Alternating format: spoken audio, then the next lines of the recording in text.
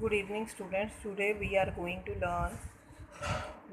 learn about conservation of land resources. Conservation of land resources यानी land resources को कैसे बचाया जा सके उसके बारे में पढ़ेंगे. Growing population and their ever growing demand has lead to large scale destruction of forest cover and arable land and has created a fear of losing this natural resource. अब इसका मीनिंग ये है कि हमेशा से बढ़ती हुई लोगों की जो पॉपुलेशन बढ़ती जा रही है उनकी डिमांड भी डे बाय डे बढ़ती जा रही है और जिसकी वजह से अरेबल लैंड यानी भूमिगत जहाँ पर खेती बाड़ी की जा सके वो वाली एरिया कम होता जा रहा है क्योंकि लोगों की पॉपुलेशन बढ़ने की वजह से क्या होता जा रहा है, रहायशी एरिया बढ़ रहे हैं, रोड्स बन रहे हैं, बहुत सारी चीज़ें ऐसी हैं जो कि बढ़ती जा रही हैं और जो जहाँ पर खेती बाड़ी की जाने वाली ज़मीन है वो डे बाय डे घटती जा रही है, जिसकी वजह से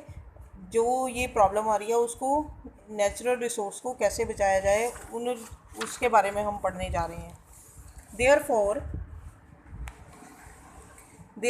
present rate of degradation of land must be checked. कि क्या करना चाहिए. जो डिग्रेडेशन है, डिग्रेडेशन का मीनिंग होता है किसी भूमि की उपजाऊ शक्ति का कम होना.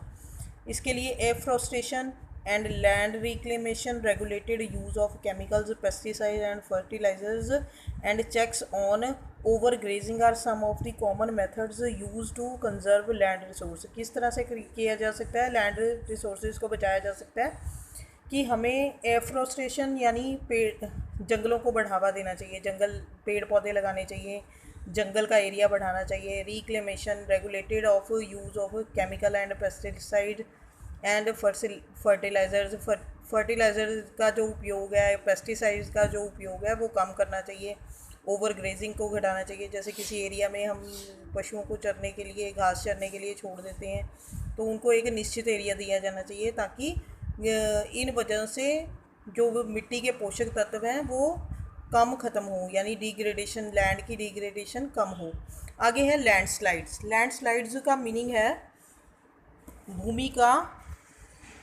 Landslides are simply defined as the mass movement of rocky debris और द अर्थ डाउन स्लोप्स. जैसे कि पहाड़ों में लैंडस्लाइड्स होती रहती है, आपको उसके बारे में पता ही है कि जैसे फ्लड्स, ये किस वजह से होती है, फ्लड्स आने से, अर्थक्वेक आने से और वॉल्केनो की वजह से लैंडस्लाइड्स हो जाते हैं पहाड़ी एरिया में और वहाँ पे रहने वाले लोगों को बहुत सारी प्रॉब्लम आ जाती हैं. अगर इस तरह से अगर लैंडस्लाइड होती है, कोई रिवर अगर लैंड किसी पहाड़ के पास से गुजर रही होती है, अगर लैंडस्लाइड के भारी पत्थर वगैरह, मिट्टी वगैरह आकर उस रिवर में गिरते हैं तो रिवर ब्लॉक हो जाती है, जिसकी वजह से जो नदी का पानी है वो ओवरफ्लो होकर दूसरी रहायशी एरियो में पहुंच जाता है और लोगों को परेशानी हो सकती है. जैसे आपने केदारनाथ की ट्रेजेडी के बारे में सुना ही है कि भारी वर्षा होने के बाद, हैवी रेनफॉल की वजह से वहाँ लैंडस्लाइड्स हो गए थे. Mitigation mechanism. अब इन चीज़ों को रोकने के लिए हमें क्या करना चाहिए, हज़ार्ड मैपिंग. हमें हज़ार्ड मैपिंग यानी मैपिंग तैयार करनी चाहिए. इस तरह के एरियाज़ का मुआयना करना चाहिए जहाँ पर ख़तरा ज़्यादा हो. हज़ार्ड का मीनिंग होता है ख़तरा ज़्यादा होना. तो इस तरह के एरिया की में अवॉइड करना चाहिए. कंस्ट्रक्शन, बिल्डिंग नहीं बनानी चाहिए. Construction of retention walls to stop the land from slipping. जो रिटेशन वॉल्स होती हैं यानी पहाड़ी एरिया के नज़दीक, जैसे आप देख रहे हो इस पिक्चर में, this is the retention wall. पहाड़ी एरिया में आपने जाते हुए देखा होगा छोटी छोटी दीवारें बनी होती हैं पहाड़ों के साइड्स में. वैसी वॉल्स बनानी चाहिए जो लैंड स्लाइड्स के ख़तरे को कम करती हैं. और vegetation cover the rest landslide. Vegetation को बढ़ाना चाहिए, पेड़ पौधे ज़्यादा लगाने चाहिए जिसकी वजह से, जिनकी जड़ों की वजह से, पेड़ों की जड़ों की वजह से मिट्टी जकड़ी रहती है और लैंडस्लाइड्स होने का खतरा कम हो जाता है. The surface draining control work to control the movement of landslide along the rain water and spring falls. हमें वहाँ पर पानी के सिस्टम का भी ध्यान रखना चाहिए जिससे लैंडस्लाइड्स कम हो. अब आगे पढ़ने जा रहे हैं soil.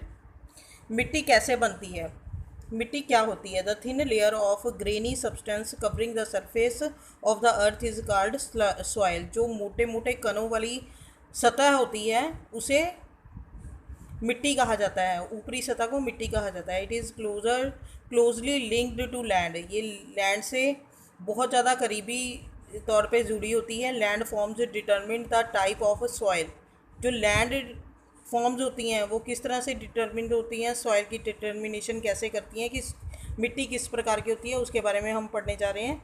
Soil is made up of organic matter, minerals and weathered rock found on the earth. Organic matter importance रखते हैं, मिनरल्स इम्पोर्टेंस रखते हैं, और वेदर्ड रॉक कि किस तरह की मिट्टी के कण हैं, मिट्टी कौन सी चट्टानों से बन के आ रही है, उससे हमें पता चलता है कि अगर लाल पत्थरों से मिट्टी बनी है तो मिट्टी का रंग लाल होगा। इससे ये पता चलेगा कि उसकी क्वालिटी कैसी है, उपजाऊ शक्ति कैसी है, तो हमें पता चलता जाएगा कि मिट्टी की उपजाऊ शक्ति कितनी है।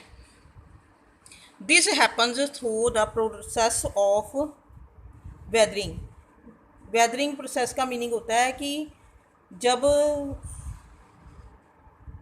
हज़ारों सालों के प्रोसेस के बाद मिनरल्स जैसे पत्तियां हैं, ये वहाँ पर घास फूस लगा हुआ है, पेड़ लगे हुए हैं, किसी नेचुरल डिज़ास्टर की वजह से बहुत से पशु पक्षी जानवर उस मिट्टी में दब जाते हैं, तो मिनरल्स और ऑर्गेनिक मैटर्स उसमें इम्पोर्टेंस रखते हैं कि वो भूमि की उपजाऊ शक्ति को बढ़ाते हैं, क्योंकि किसी टाइम पे वो जीवित थे और अब उनकी वजह से इस चीज़ को मिट्टी को फर्टिलाइज कर रहे हैं। हाँ जी, नेक्स्ट अब हम देखने जा रहे हैं फैक्टर्स ऑफ सॉइल्स फॉर्मेशन।